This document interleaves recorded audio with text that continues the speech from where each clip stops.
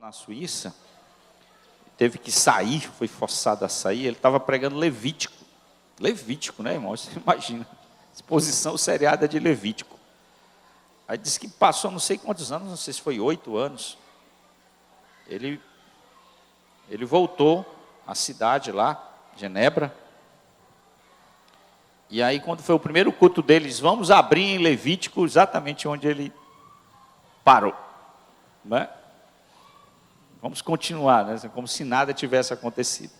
Então, os irmãos sabem aqui que eu estou pregando em 1 Coríntios, exposição seriada de 1 Coríntios, comecei o ano passado, e parei em novembro devido às celebrações de Natal, em janeiro os feriados, as minhas férias, mas agora voltamos, e eu tentei terminar ano passado o capítulo 3, não foi possível. Eu também não fiquei afobado, eu não tenho pressa, assim, não há por que eu correr. Então eu parei no finalzinho do capítulo, no versículo 18. Capítulo 3, versículo 18. E a partir daqui eu vou continuar. Então vamos ler, ficar em pé para a leitura da palavra, 1 Coríntios capítulo 3, versículos 18. Todos abriram? Amém? Diz assim a palavra do Senhor. Me engano, não foi 18, foi 16, irmãos. Me perdoe, versículo 16. Vocês não sabem que são o santuário de Deus e que o Espírito de Deus habita em vocês? Se alguém destruir o santuário de Deus, Deus o destruirá. Porque o santuário de Deus, que são vocês, é sagrado. Que ninguém se engane, ou ninguém engane a si mesmo. Se algum de vocês pensa que é sábio neste mundo, faça-se louco para tornar-se sábio.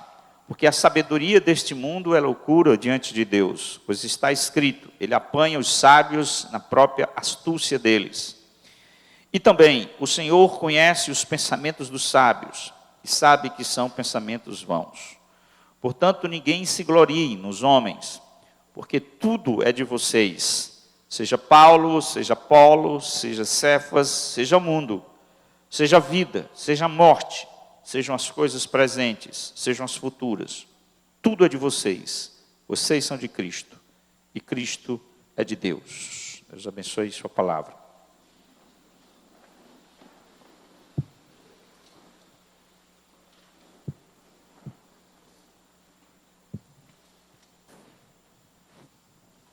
Muito bem, irmãos. Para que a gente possa retomar a exposição de onde eu quero continuar aqui, é necessário fazer uma espécie de resumo / introdução, até porque faz tempo que eu parei, né? E também há pessoas novas, então de uma certa forma é necessidade que a gente situe onde nós estamos, até para a compreensão e interpretação melhor do texto.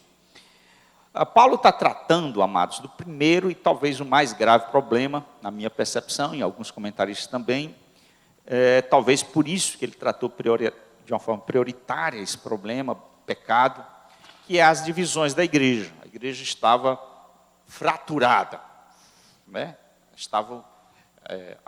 O espírito de divisão estava sendo celebrado ali na igreja.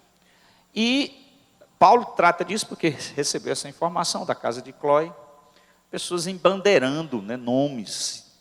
Eu sou de Paulo, eu sou de Apolo, eu sou de Cefas, até Cristo tinha um partido lá na igreja. Então Paulo, diante dessa informação, como perito, pastor, vai tratar o problema, vai atacar o problema. Como é que ele faz isso? Qual é a maior forma como ele faz? Isso aqui é tudo que eu tenho exposto ao longo de algumas mensagens. Ele primeiro fala do evangelho, porque ele entende que quando uma igreja está dividida, o que está por trás é a incompreensão do evangelho. Então ele, do versículo 18, do capítulo 1 até o capítulo 2, ele vai expondo exatamente o evangelho em contrapartida à sabedoria do mundo, que é uma paixão dos coríntios. Os coríntios amam filosofia, a sofia, né, o conhecimento, o prestígio, a retórica. Então, Paulo vai mostrar esse contraste entre a sabedoria do mundo e o evangelho. Depois, Primeiro, ele dá um golpe nisso aqui, né? Explicando a necessidade, a essência do Evangelho, o Evangelho, a loucura de Deus. E depois, então, ele vai tratar da questão em si mesmo, né? Que é a questão da compreensão, ou a má compreensão do que é ser líder. Porque as pessoas estavam embandeirando em nome de líderes, idolatrando líderes. Não que os líderes estivessem encabeçando isso, eram as pessoas que se reuniram em torno desses nomes. E não porque talvez existia alguma diferença, certamente não havia diferença em essência com eles, do que eles ensinavam. Eram questões de estilo, de papéis, de características diferentes. E as pessoas, obviamente, se bandeiravam, se admiravam por um mais do que o outro. Então, Paulo, capítulo 3, vai começar a tratar em si mesmo do problema, mostrando essa tolice de idolatria de líderes. Eu sou de Paulo, eu sou de Apolo. Então, o que ele faz? Ele primeiro diz, aquela postura de idolatria de líderes é expressão de carnalidade. Irmãos, isso é carnalidade. A carnalidade de vocês aqui está por trás dessa idolatria de líderes. E depois ele mostra que essa carnalidade se manifesta nessas contendas, nessas brigas entre eles. Havia brigas e contendas. A carnalidade se manifesta de várias maneiras numa igreja. Mas aqui, especialmente, se manifestou em contendas e brigas que estava tendo dentro da igreja. E, por fim, Paulo aponta, né, a causa, os sintomas dessas divisões e, cirurgicamente, como um médico, dá o remédio.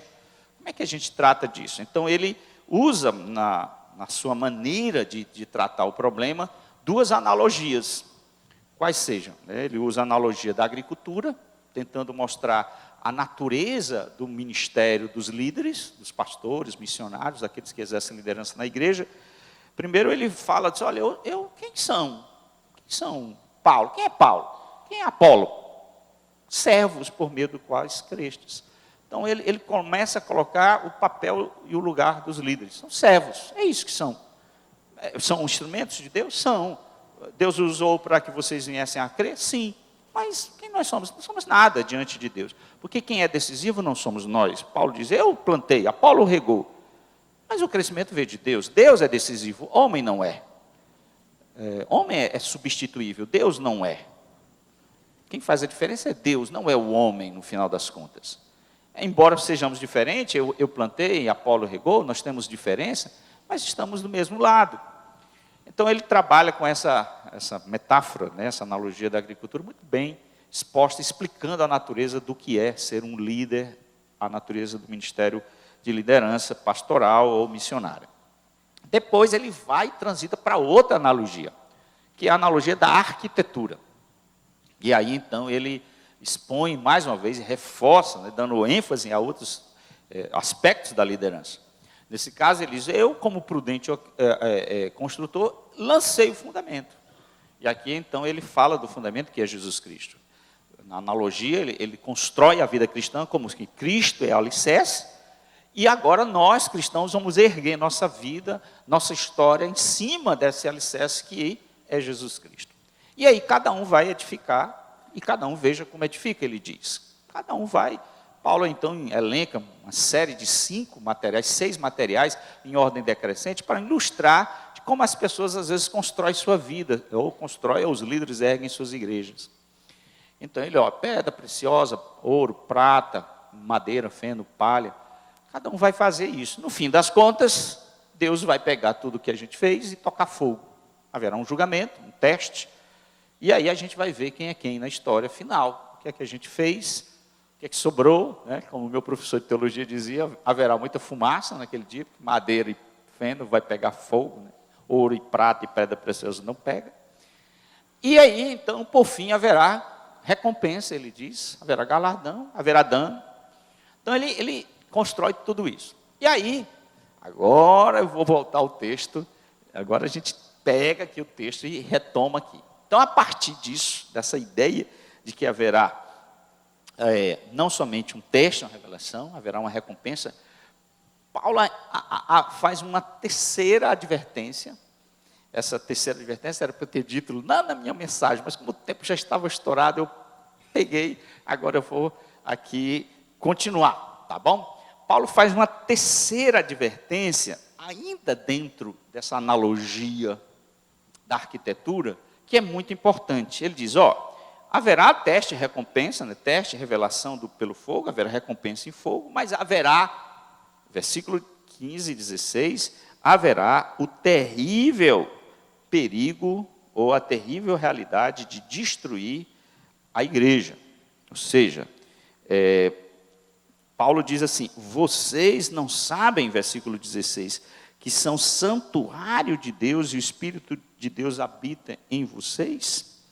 Então, Paulo adverte aqui um outro terrível perigo, que é perigo real de destruir uma igreja. Então, vamos agora, depois desse resumo todo, ao texto.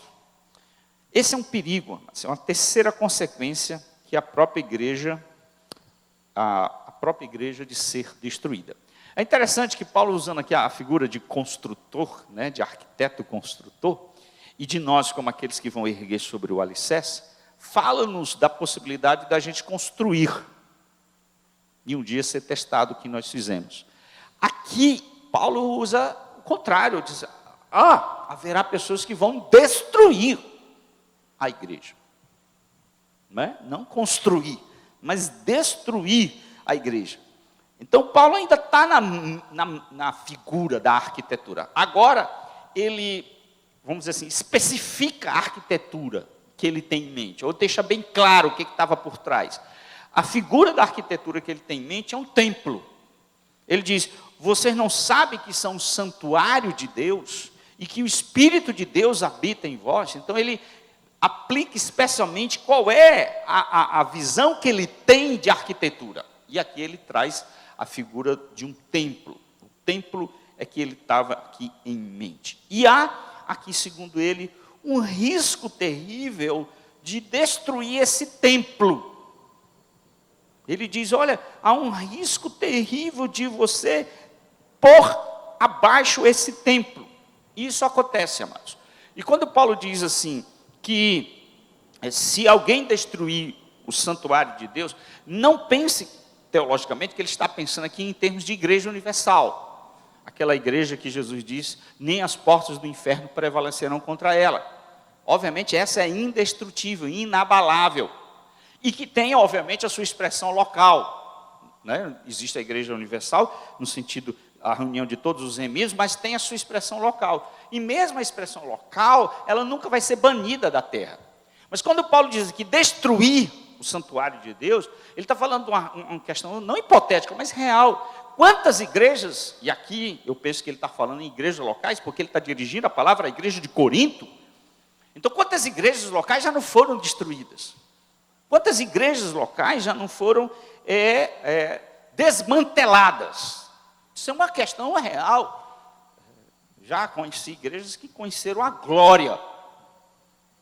E hoje nem existe mais. A própria igreja de Corinto, a igreja de Éfeso, a igreja de Filipenses, a igreja dos Colossenses, a igreja de Tiatira, todas essas igrejas não existem mais. Ora por forças externas, mas aqui por forças internas, uma igreja pode ser realmente destruída. E Paulo é interessante como é que ele começa. Ele diz assim, vocês não sabem? Acaso não sabeis? Diz a atualizada. Aqui, amados, há como é que eu poderia dizer? Uma retórica irônica, sarcástica de Paulo. Porque Paulo usa muito esse teor, essa pegada, um tanto quanto irônica na carta dos Coríntios. Não há porventura nenhum sábio entre vós? E aqui, mais uma vez, ele pega essa paixão pela filosofia, pelo conhecimento, e espeta aqui a igreja, né, ou os líderes lá. Vocês que são fãs apaixonados pelo saber, por acaso não sabem? Vocês que idolatram o conhecimento, a sofia, vocês não sabem? Aqui parece que está por trás uma obviedade. Parece que aquilo que Paulo está dizendo não é algo que requer um exercício intelectual profundo, é algo basicão da vida, é a obviedade da vida. Por acaso vocês não sabem? Por acaso vocês não entendem isso? Vocês não sabem quem são? É a questão da identidade. Vocês não sabem quem são. E aqui, amados, Paulo vai demonstrar que a ignorância tem um preço real. Se a gente deveria saber, né, quem somos, a fim de que nós não possamos cometer insanidades na vida. Mas por acaso vocês não sabem quem são? E o que eles são? Quem nós somos? Qual é a identidade que Paulo chama aqui, para que nós possamos ter ideia de quem nós somos? Ele diz, nós somos templo do Espírito de Deus. Por acaso vocês não sabem que vocês são templo do Espírito de Deus? Templo do Espírito de Deus? Existe uma diversidade de figuras, amados, nas Escrituras, que a palavra de Deus usa para nos dar uma ideia da natureza da igreja. Povo de Deus, corpo de Cristo, noiva de Cristo, ovelha do Senhor. Mas aqui Paulo chama a atenção uma figura que é o templo de Deus, né? Santuário de Deus, templo do Espírito Santo. Templo aqui, a palavra que Paulo usa para descrever, no original, ele tem em mente especialmente, e aqui eu vou explicar porquê, o lugar santíssimo, né? Seria o lugar da habitação de Deus. Vocês têm ideia, né?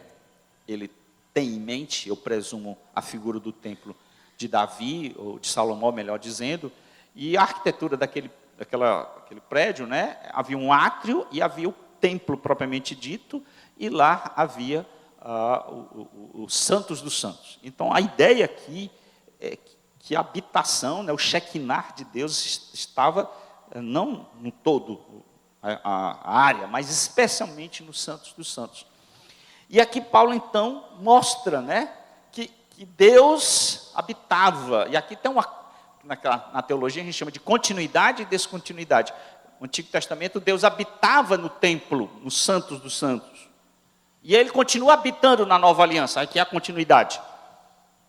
Ele continua habitando. É o mesmo Deus que tabernacula conosco. Só que lá ele habitava nos santos dos santos. Aqui na nova aliança, aí há descontinuidade. Ele já habita no povo. Porque nós não precisamos de prédios.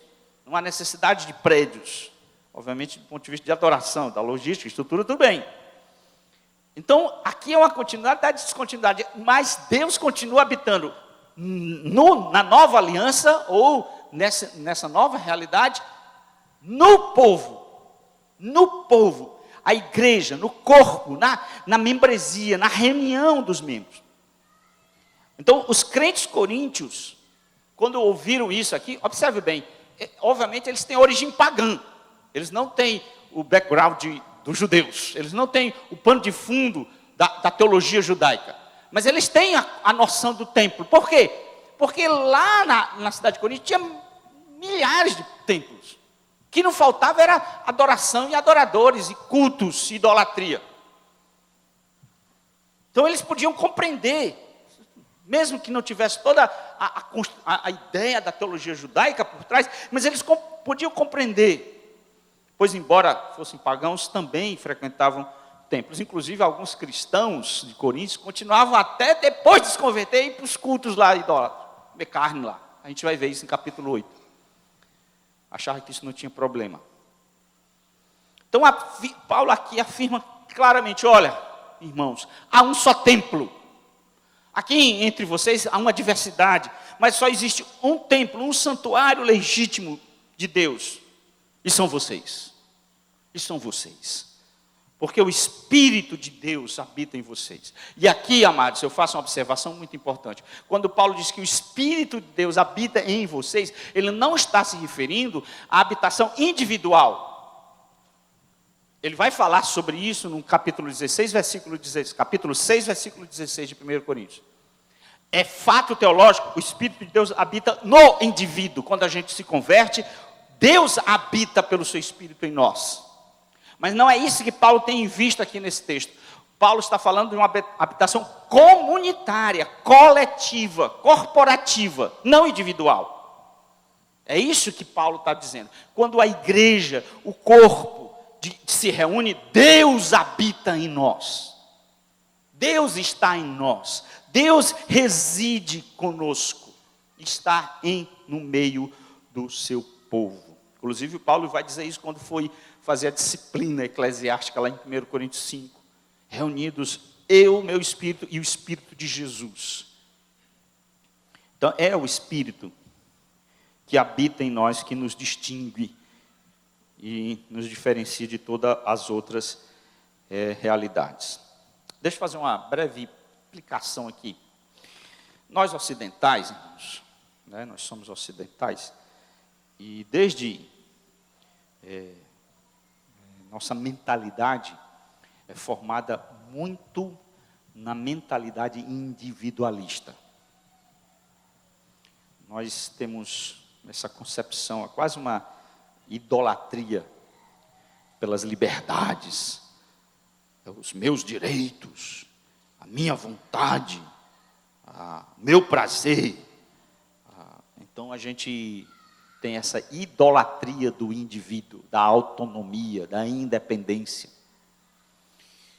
E esse aspecto, na pós-modernidade, se reforçou. O Guilherme de Carvalho aqui falou que ele não aceitava muito essa expressão pós, mas ele falava de hipermodernidade, porque a coisa é enfatizada, ou seja, mais ainda. Esse culto ao indivíduo, essa coisa, meu mundo, eu, é muito enfatizado. Eu convivo assim numa comunidade ali, onde eu moro, a gente percebe isso. As pessoas fazem as coisas como se não tivesse ninguém. Eles botam um som. Pá! Oh, você mora em comunidade. Oh, bota o lixo lá fora.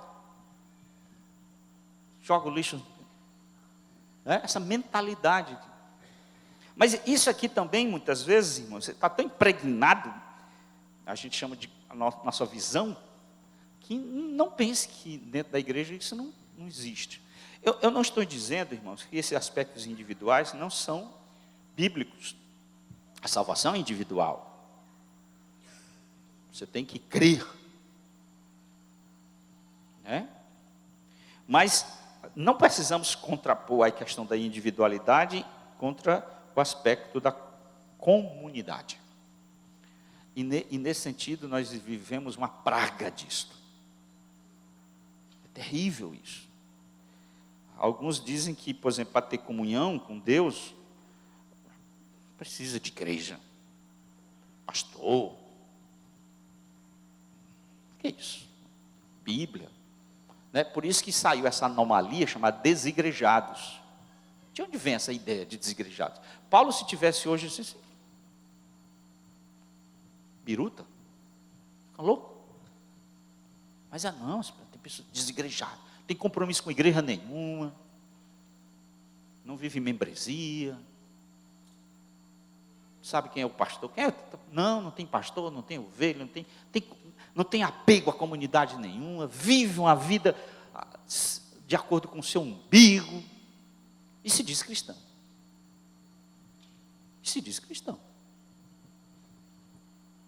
De onde é que veio isso? Essa mentalidade individualista? Da Bíblia? Não. Nós somos o corpo de Cristo, o templo do Espírito. Há dimensões na nossa espiritualidade que você nunca, jamais experimentará no seu quarto, num devocional. Você pode passar o dia todinho lendo o Novo Testamento, orando, jejuando. Mas a sua espiritualidade será caduca, defeituosa, porque há dimensão de espiritualidade que só e somente só está no corpo. Porque você não é um mundo. Né? A igreja sou eu sou universal. Você não é a igreja. Você não se resume à igreja. A igreja não é você. Então há espiritualidade que só pode ser vivida na dimensão do coletivo. E se você não experimentar a vivência comunitária, se você não experimentar as dinâmicas da espiritualidade no corpo, como uma ceia, você vai tomar ceia em casa? Você vai ser ministrado, exortado por alguém, vivendo só? Não, somente e tão somente na comunidade dos eleitos, dos salvos, é que você vive toda a experiência e plenamente a experiência cristã. Obviamente não abrindo da sua experiência particular de devocional. Paulo diz aqui, se destruírem a igreja de Deus, olha a advertência que tem, olha como é sério, Deus o destruirá. Ele fala, esse vento aqui está uma bênção. Tudo na vida tem o seu preço. É bom, ao mesmo tempo é ruim aqui. Vou deixar esse vento aqui, as folhas da Bíblia aqui ficam lutando contra mim, mas vai dar certo. Olha, irmãos, Deus destruirá. Aqui, amados, eu vou dizer que é olho por olho, dente por dente. É a lei de Talião aqui. Você destrói a igreja de Deus, Deus vai destruir você. É isso que o texto diz. Se alguém destruir a igreja de Deus, este Deus destruirá. Olha que risco tremendo. E aqui, amados, o alguém se tornou impessoal, porque Paulo trabalhava muito a questão do líder. Paulo e tal, Cefas. E aqui ele generalizou. Alguém é qualquer um. Obviamente, os líderes. Mas qualquer pessoa tem e pode destruir uma igreja local. Como é que a gente destrói uma igreja? Escute aqui. Há muitas maneiras de destruir uma igreja. No caso aqui dos Coríntios, por divisão, por contendas. É um exemplo prático. Brigas e contendas, divisões, partidos dentro da igreja ameaçam a estrutura da igreja e pode levá-la à sua ruína. Mas eu pensei aqui sobre isso e vou dar outras possibilidades. Por heresia. Falso ensino. Então a igreja é destruída quando uma pessoa sobe num púlpito e começa a ensinar o que a palavra de Deus não ensina. Começa a ensinar heresia. Então hoje em dia, com o advento todo mundo hoje é pastor, né? O cara descoladão, vai para a internet. Já viu esse cara? Eu vi essa semana. Aí ele olha assim, todo cheio de estilo, joga a Bíblia assim. Você tem o mesmo valor de Jesus. O cara desse, ele dê glória a Deus viver no nosso tempo. Porque se ele vivesse no tempo da Inquisição ali, ele estava pegando fogo. Numa fogueira. Eu não estou dizendo que é para tocar fogo em herege, não, viu, irmão? Está na internet, o pastor querendo matar o rapaz, né? Mas ele levante a mão que está de boa com ele, né? Aí ele chegar, vocês já viram isso aí na internet? Rolou aí, não? Um pastor assim descolado, não é porque ele é jovem, não. Porque ele não tem juízo mesmo. Tá. Joga assim a Bíblia, você tem o mesmo valor de Jesus e tal. Aí ele fica todo estiloso assim. Tal. Heresia isso.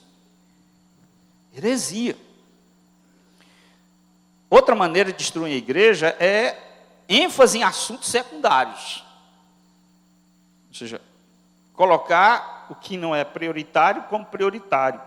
Por exemplo, atividades sociais, entretenimento, o evangelho, que não enfatiza os pontos cardeais, como a morte de Cristo, o evangelho da teologia da libertação, das TMIs, que começa a colocar inversão das coisas, se destrói igrejas. Por mundanismo, materialismo e secularismo. É outra maneira de destruir a igreja.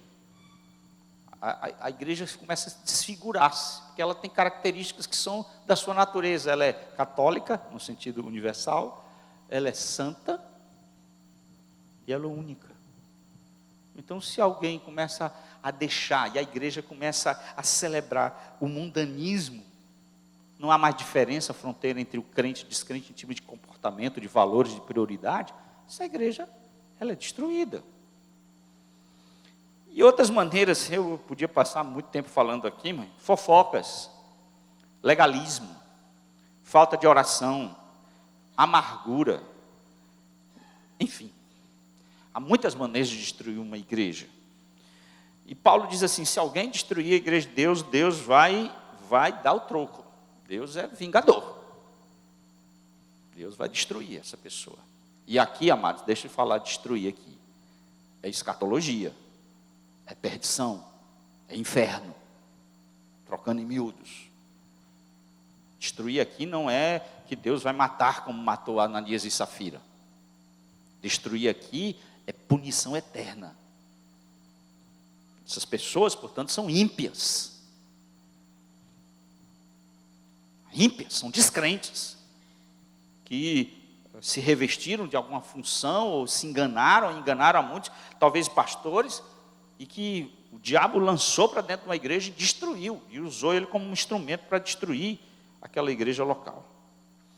E a razão porque Deus vai destruir, Paulo vai dizer, porque o templo é sagrado. Ele diz isso. Vocês, se alguém destruir o santuário de Deus, Deus o destruirá, porque o santuário de Deus que são vocês, é sagrado. Mas olha aqui, olha para mim, aqui Paulo retoma uma característica da natureza do corpo de Cristo, a santidade dele. O corpo, o templo é santo, vocês devem ser santos. Isso é marca distintiva de nós. A santidade é parte de nossa identidade. Então precisamos ser santos, porque isso que caracteriza a nossa comunidade. Então Paulo vai transitar para os últimos versículos, e eu vou também aqui transitando, embora eu tenha muita coisa para dizer ainda. Aí ele começa no versículo 18 a fechar sua conclusão. Ele começou lá do capítulo 1, versículo 10. Então, um argumento longo, extensivo, próprio da pena de Paulo, né? Você vê o estilo dele, gosta muito de retórica, gosta muito de se debruçar, de estrinchar as coisas, mas aqui ele chega à conclusão, ele chega aos finalmentes dele. E aí, como é que ele fecha isso? Eu quero pegar aqui no original, tem duas coisas paralelas que nos ajudam a pensar como é que ele conclui o pensamento. A expressão ninguém, ou que ninguém, ele usa essa expressão no versículo 18 e ele usa essa expressão no versículo 21. São dois blocos distintos que ele amarra na sua conclusão. Então ele diz, olha no versículo 18, olhe comigo, que ninguém se engane a si mesmo. Isso é uma advertência dele. E lá no versículo 21, portanto, ninguém se glorie nos homens. São duas advertências, começado com esse ninguém, que resume todo o pensamento de Paulo. Paulo é um bom professor, excelente professor, mestre mesmo. Então ele sabe que é necessário destrinchar como ele faz, mas é necessário sintetizar e finalizar o pensamento. E ele vai fazer as suas conclusões aqui. E ele faz da seguinte maneira, ele faz com duas exortações. A primeira, que ninguém se engane. Geralmente eu uso o meu Kindle, irmão. Hoje eu usei papel. Tá uma confusão grande. Que ninguém se engane. Paulo diz, ninguém se engane. Ninguém se engane. Por que ele diz isso, irmãos? Por que essa advertência apostólica? Ninguém se engane. Paulo exorta para que eles não se enganem por aquilo que parece aos olhos deles ser sabedoria. Então ele já está retomando e resumindo o que ele já falou. Ele já falou sobre isso. Mas aqui ele retoma, repete e resume. Sabedoria deste mundo, para Deus, nada significa. Nada significa. Olha só, que ninguém se engane. Se alguém de vocês pensa que é sábio neste mundo, faça-se louco para se tornar sábio. Ou seja, para Deus, essa idolatria, essa paixão por sabedoria, para Deus nada, não vale nada, não tem valor nenhum. É como que ele estivesse fazendo o apelo final. Abandonem essa paixão pela Sofia, né? Sofia aqui é sabedoria no grego. Abandonem, vocês têm a grande sabedoria. Não é? Se você, sempre usa essa figura, né? Se você sai de um restaurante, você comer uma picanha argentina boa, Aí o cara, na saída do restaurante, está vendendo aquele churrasquinho, né? De gato, né? Lá do Castelão, né? Aquele churrasquinho. Você vai comer isso? Depois de ter saboreado uma picanha. Então Paulo diz, abandone, porque você tem a sabedoria das sabedorias, a verdadeira sabedoria. A sabedoria de Deus. Eles se achavam sábios pelos padrões do mundo. E por isso estavam se iludindo. Por isso Paulo diz, saia desse engano, ninguém se engane. E qual é a base teológica para essa exortação? Qual é? Paulo diz aqui. Paulo tinha dito anteriormente que a sabedoria de Deus é loucura. Ele falou isso. Agora, perceba como ele inverte. Porque a sabedoria deste mundo é loucura. O mundo, Paulo diz, olha o evangelho, que é a sabedoria nossa, e diz, isso é loucura. Um homem galileu, 30 anos, crucificado, numa cruz, Senhor do universo. Isso é insanidade. Você está me dizendo que aquele que é o Senhor da história, aquele a quem todo mundo vai se dobrar, adorar, aquele lá da Galileia, que foi morto pelos romanos, numa cruz, nu. Faz-me rir. O mundo olha para a cruz e ironiza, gargalha, é loucura, insanidade. Chegue com isso lá no UFC, no curso de humanas. Vá lá. E diga, olha, deixa eu dizer uma coisa aqui. O Senhor do universo é o Senhor Jesus Cristo, Cordeiro imolado. A não ser que tenha piedosos e crentes lá, geralmente o espírito desse mundo vai rir disso. Mas Paulo agora dá o troco, diz assim, se o mundo vê o evangelho como loucura, deixa eu dizer as coisas como são. A sabedoria deste mundo é loucura para Deus. Deus acha que todo esse conhecimento mundano, desligado da sua centralidade que é Deus, destituído do seu centro que é Deus, não passa de loucura. Loucura.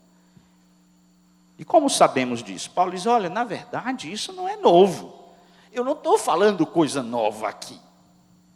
Essa concepção de que essa idolatria pelo saber não passa de insanidade e loucura aos olhos de Deus, já estava lá no Antigo Testamento. Ele usa, olha o versículo 19, né? Pois está escrito. Então ele cita 2 textos do Velho Testamento para fundamentar a sua afirmação de que a sabedoria deste mundo não passa de loucura diante de Deus. Deus já no Antigo Testamento dizia isso. E ele usa o texto de Jó, capítulo 5, versículo 13, e o texto de Salmo 94 e 11. Deixa eu só ler aqui rapidamente. Ele diz, ele apanha os sábios na própria astúcia dele. É uma citação de Jó. E qual é a imagem aqui? A imagem de uma caçada. A imagem aqui, onde o caçador usa a astúcia da presa para pegá-la. Ele apanha os sábios na própria astúcia. Fazendo a comparação, né? Deus vai fazer assim. Deus é que vai pegar aquele que se acha astuto. Deus vai pegar. Vai. Esse vai cair na armadilha de Deus. Desses que se acham sábios, os astutos, eles inevitavelmente serão capturados pelo Senhor. E depois, no versículo 90, no versículo 20, outra citação do Salmo 94, 11, diz, o Senhor conhece os pensamentos dos sábios e sabe que são pensamentos vãos. Aqui, o salmista está afirmando, não o ato de pensar, não é pensar por pensar, é que é aquelas maquinações carnais humanas. Olha, Deus conhece o que os sábios pensam, as suas maquinações. E o parecer dele, vão, vazio, inútil. Portanto, ninguém se engane. É isso o apelo de Paulo. Ninguém se engane. A sabedoria humana pode ser impressionante, né? A gente vê aqueles filósofos, hoje aqui no Brasil tem uns filósofos, né? Pondé, Tem um filósofo aí que eu não dou muito valor, mas vamos lá, né? Tem uns filósofos conhecidos, agora dão parecer e tal. Oh! Aí Deus diz, oh! Está impressionado? Você se impressiona com Pondé, com fulano, com aquilo, Kant, Schopenhauer. Né? Não é que o conhecimento de Deus não é anti-intelectual, mas que toda sabedoria humana, desligada de Deus, impressiona o mundo, mas Deus não. Pondé e outros filósofos não nos ajudam a ter um relacionamento com o nosso Criador. Não. Todo o conhecimento da filosofia, da sabedoria humana, em nada nos livra quando estivermos no apagar das luzes, no hospital. Deixa eu falar aqui da filosofia de Pondé, você que está morrendo. Deixa eu falar aqui dos pensamentos filosóficos, existencialistas, você que está aqui. Não ajuda, não livra você e sua alma de uma condenação eterna. Não dá-lhe esperança, não lhe redime. E Paulo, por fim, no seu segundo ninguém, versículo 21 diz, portanto, ninguém se glorie nos homens. Ele diz, ninguém se engane, e aqui ninguém se glorie nos homens. E aqui então é a outra parte. Lembra que Paulo, eu dividi a atuação de Paulo dizendo, Paulo explica o evangelho e corrige a concepção errada de liderança. Aqui ele está novamente retomando essa concepção errada de liderança. Por quê? Porque os coríntios estavam se gloriando nos homens, idolatrando líderes. E esse pois, ou portanto, é enfático, conclusivo. É uma exortação apostólica, como quem diz assim, chega de vangloriar-se nos homens. Ninguém se vangloria nos homens. Ele exorta a parar de uma vez dessa culto a líderes. Eu sou de Paulo, eu sou de Apolo, eu sou de Wesley, eu sou de Calvino, e a minha folha viajou. Eu sou sabia que ia acontecer isso, era previsível, né? Muito bem. Eu sou de isso, de Calvino, eu sou daquilo, né? Essas questões assim.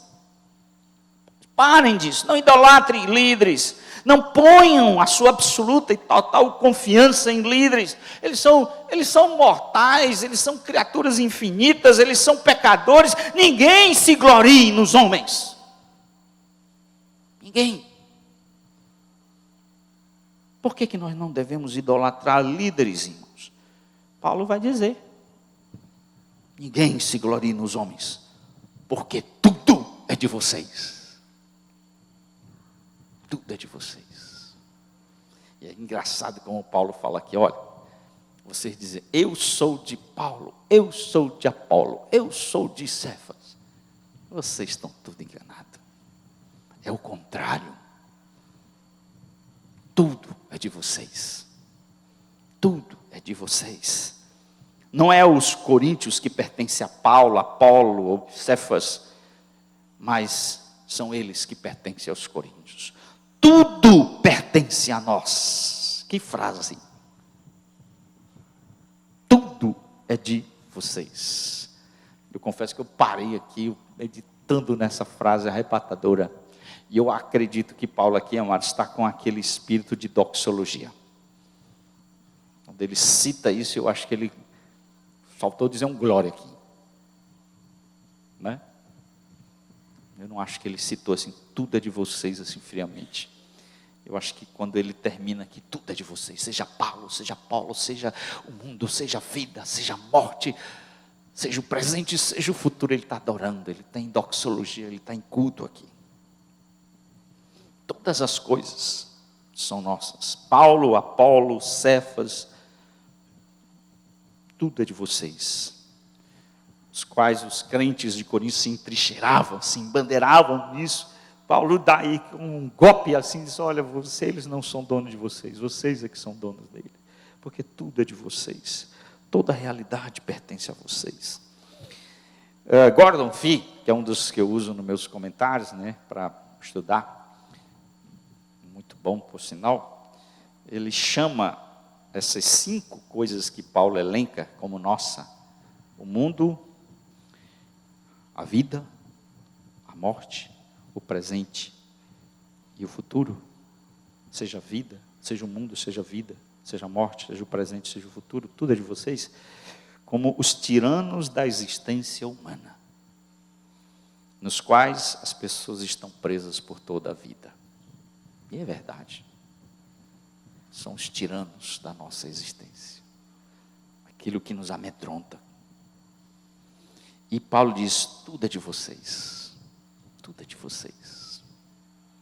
O mundo é nosso, amém, amados? Vocês não creem nisso, não? O mundo é nosso.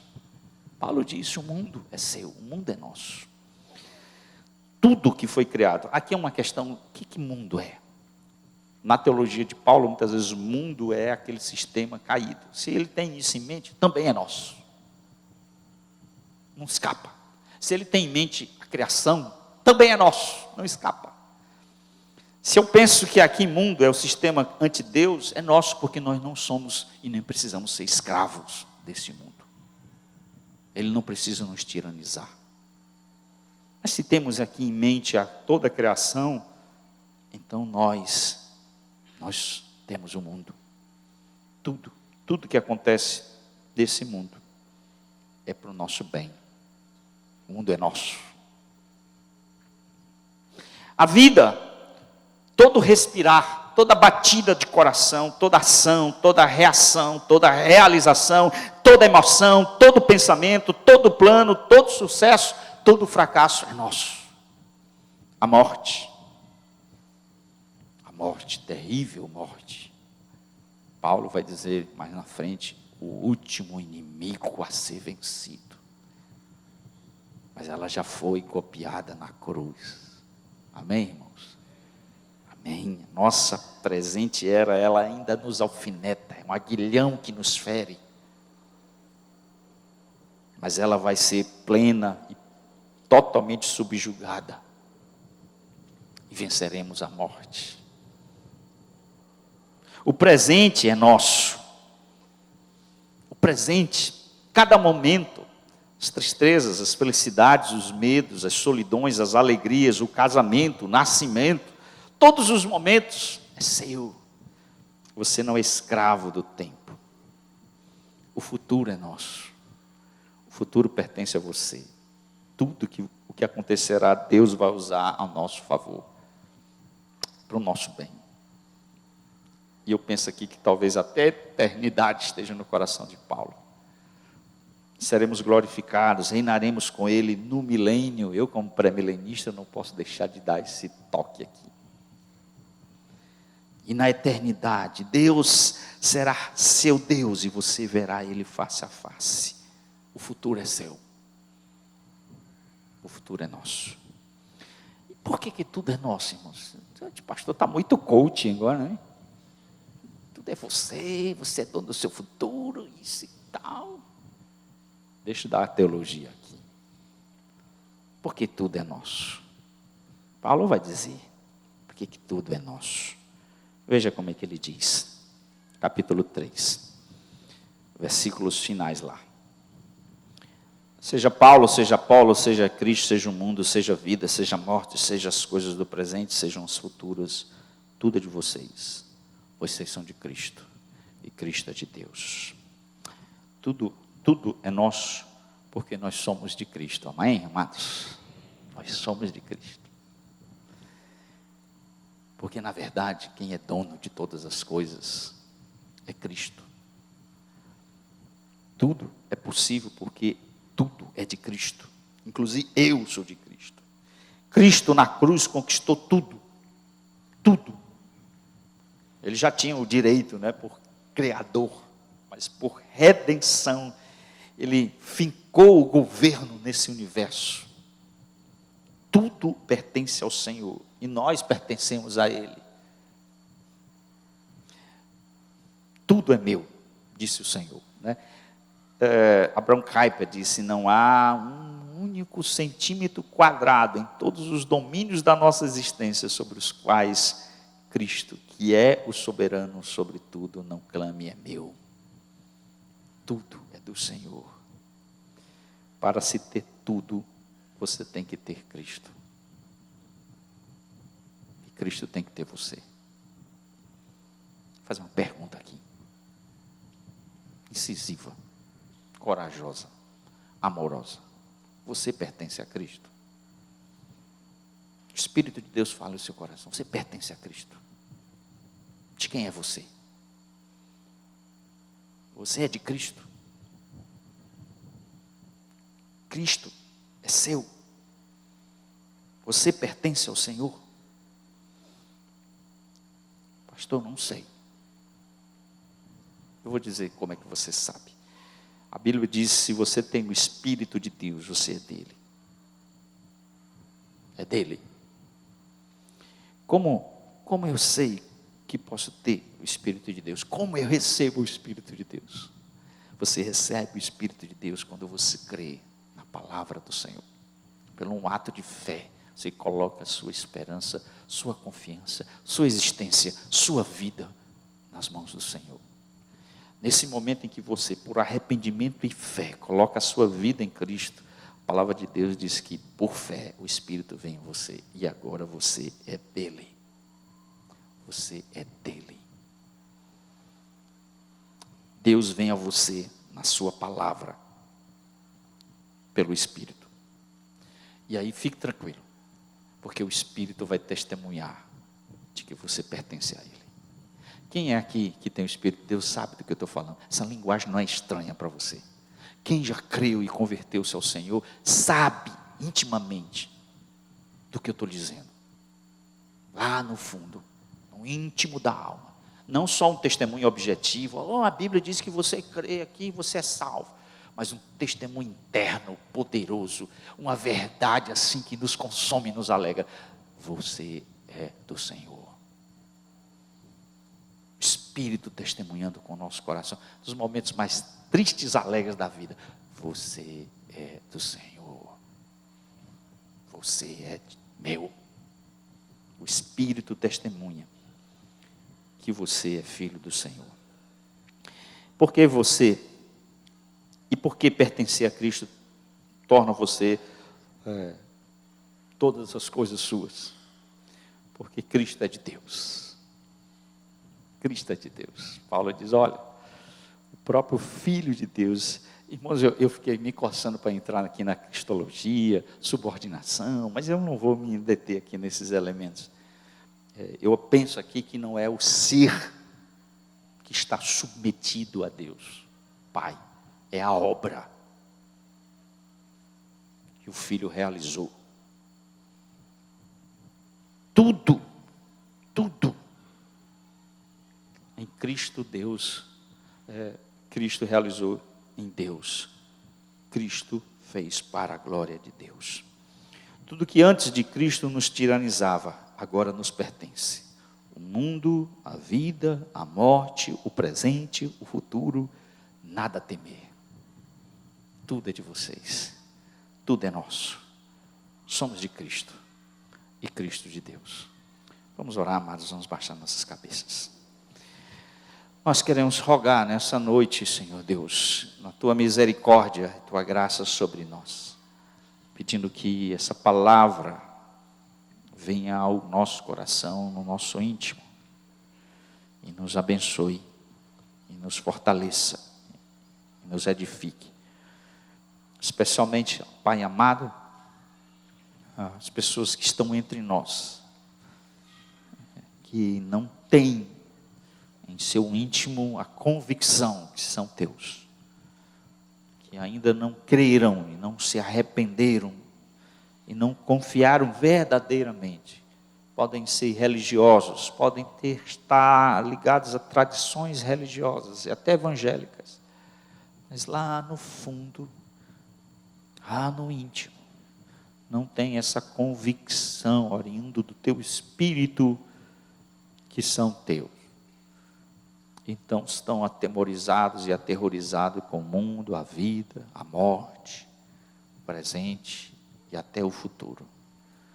Mas para o teu povo, nós, comprados por ti, mediante Jesus Cristo, o sangue de Cristo, tudo é nosso, Senhor. Nada de orgulho, porque nós somos de Cristo. Cristo, pelo meio da cruz, conquistou todas as coisas e é Senhor sobre todas as tiranias. E o Filho de Deus é teu. Nós te louvamos que essa obra foi realizada para a tua glória e nos alcançou. Pedimos que o Senhor nos abençoe. Em nome de Jesus. Amém. Amém. Amados, vamos cantar, vamos louvar nosso Deus, encerrando o nosso culto. Próxima semana a gente continua.